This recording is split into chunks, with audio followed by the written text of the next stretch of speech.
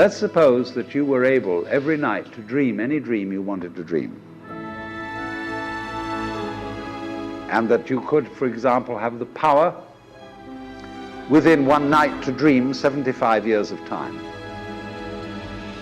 You know, there's really no other person that I'd rather take this journey with than Karla.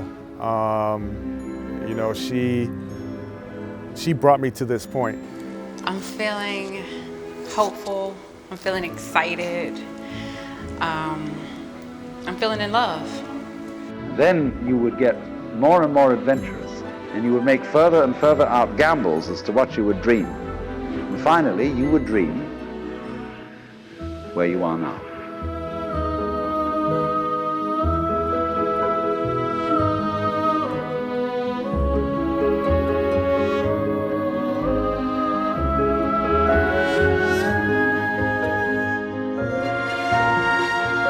Karla, I love you so much, and I can't wait to spend the rest of my life with you.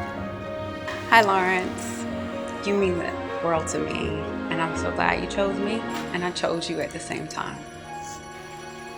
Dearly beloved, we are gathered together here in the sight of God, in the presence of angels and witnesses, ancestors praying from the balcony of glory.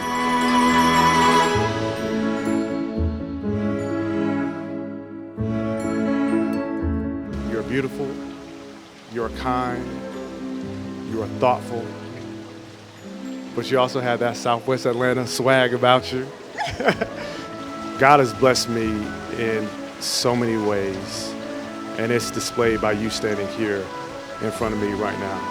When we met, I felt like I had plunged into something so special, so pure, so divine, something so perfectly orchestrated by God. You would dream the dream of living the life that you are actually living today. That would be within the infinite multiplicity of choices you would have. I mean, all we want to say is thank you, thank you, thank you. We love you, we love you, we love you. If there's anything we can ever do, you all know we will do it. And with our union, we are stronger to be able to do it. The nature of love is self-abandonment, not clinging to oneself. That keeps things moving. That's the nature of life.